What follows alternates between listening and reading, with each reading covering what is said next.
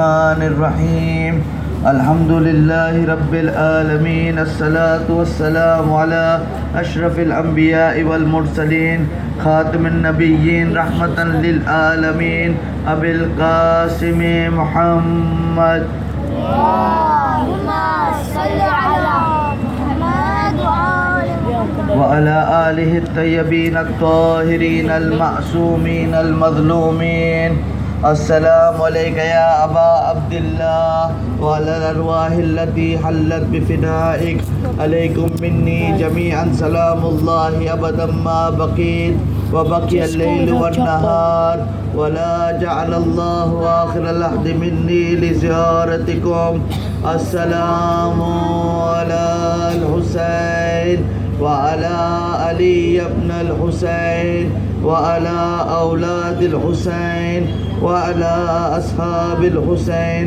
ثم السلام عليكم يا أهل الأضاء والبكاء الحسين جميعا ورحمة الله وبركاته. La auntie is calling.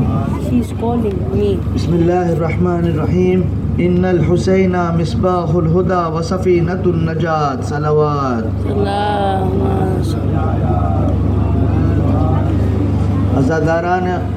عزاداران امام حسین، آج کی شب 12 محرم کی شب ہے. عاشور کا دن بھی گزر چکا. ہم نے ان مجلسوں سے کیا درس حاصل کیا اور کس طرح سے ہم اپنی لائف میں یہ درس کو امپلیمنٹ کر سکتے ہیں تاکہ واقعاً ہم حسینی لائف سٹائل اپنا سکیں. کیونکہ کربلا جو ہے، کربلا ہمارے لیے ایک درسگاہ ہے، ایک یونیورسٹی ہے.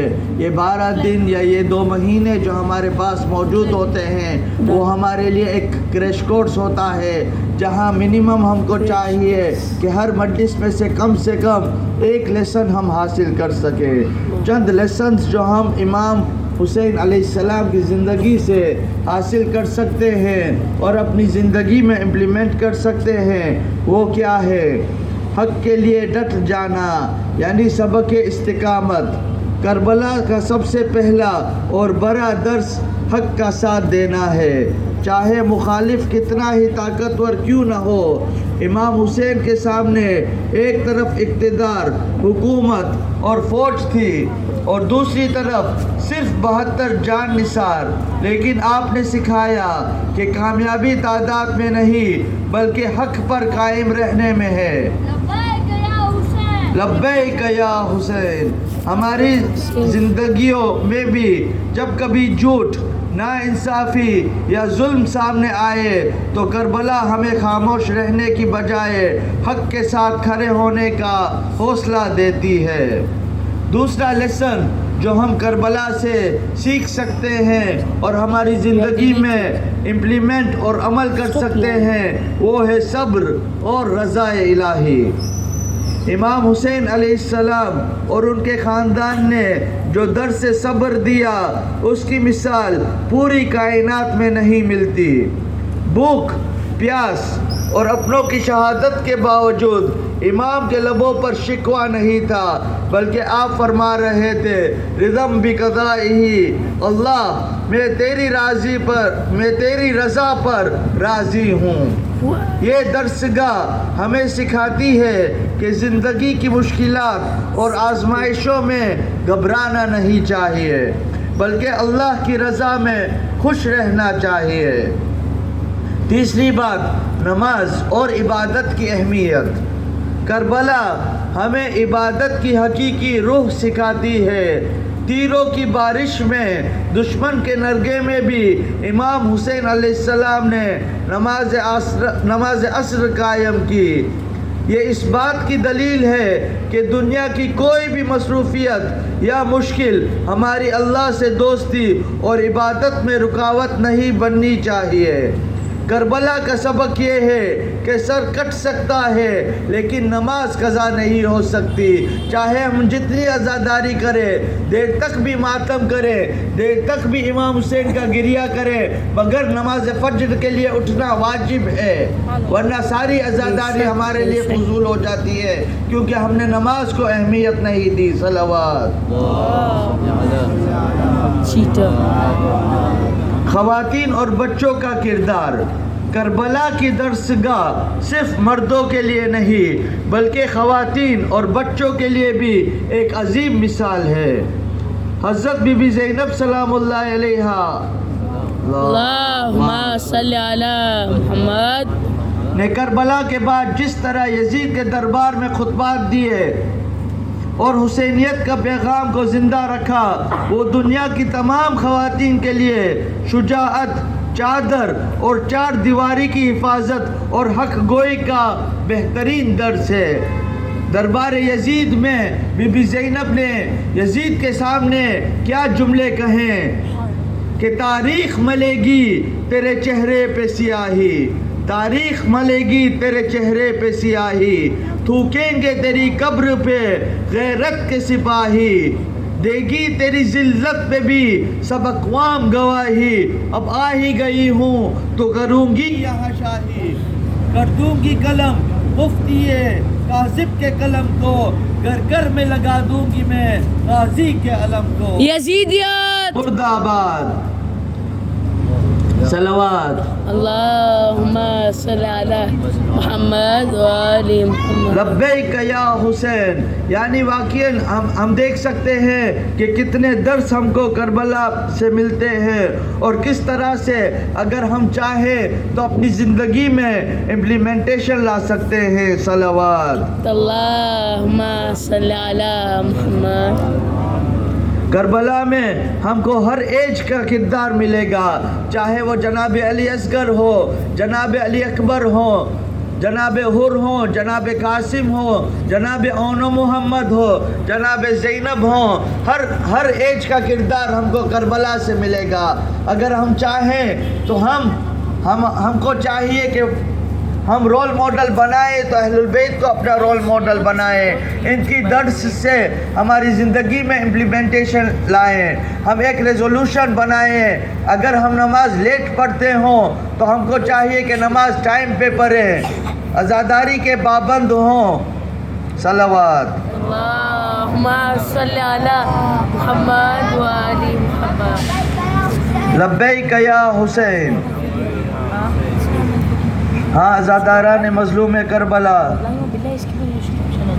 جیسے ہی محرم کا چاند نمودار ہوا ہم نے رخصت مدینہ بیان کیا، 2 محرم کو ہم نے کربلا کی مصیبت بیان کی، 3 محرم کو ہم نے حضرت مسلم کو یاد کیا، اصحاب امام حسین کو یاد کیا، 4 محرم آئی تو ہم نے جناب حر پر گریہ کیا، جناب حر کی مصیبتیں بیان کی، 5 محرم کی رات ہم نے حبیب ابن مظاہر کے مصائب پڑھے، 6 محرم کی شب ہم نے دونوں لال اون اور محمد کو یاد کیا، 7 محرم کی شب آئی تو ہم کو شاہ قاسم کی مصیبت یاد آئی اور ہم نے شہادت شاہ قاسم بھی سنی مولانا سے، اور 7 محرم کی شب وہ شب تھی کہ جب پانی بند ہوا، 8 محرم کی شب ہم نے مولا عباس کو یاد کیا، مولا عباس کے مصائب پڑھے، 9 محرم کی شب آئی ہم نے جناب علی اکبر کو یاد کیا،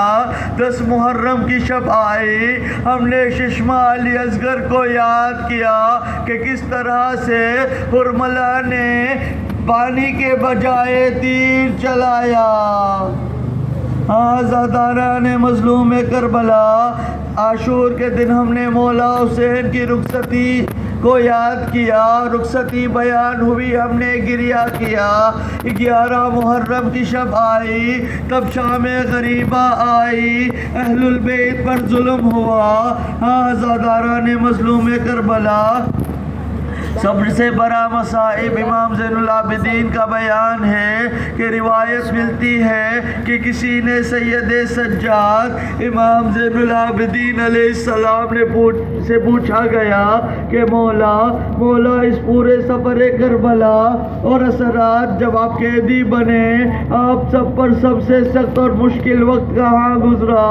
مولا نے یہ نہیں کہا کہ کربلا، بلکہ عزادارو امام نے ایک آبری آنکھوں سے خون کے آنسو جاری ہوئے اور آپ نے 3 بار طرف کر فرمایا الشام الشام الشام۔ امام نے فرمایا کہ شام میں ہم پر وہ ظلم ہوئے جو کربلا کے جلتے مقتل میں بھی نہیں ہوئے۔ پہلا مصائب کیا تھا شام میں؟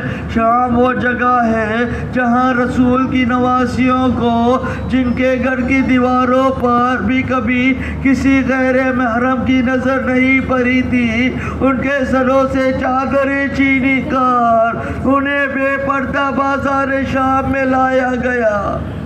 دوسرا مصائب، شام کے لوگوں نے قیدیوں کا استقبال پھولوں سے نہیں بلکہ جشن منا کر پتھروں سے اور چھتوں سے گرم راکھ پھینک کر کیا۔ سر ظلم یہ تھا کہ بچے اور خواتین رسیوں میں بندھے تھے اور ان کے مردوں کے سر نیزوں پر ان کے سامنے تھے۔ تیسرا مصائب، وہ منظر جب بی بی زینب اور بیمار امام کو دربار یزید میں کھڑا کیا گیا۔ ظالم یزید تخت پر بیٹھا تھا اور آل محمد خاک پر گرے تھے۔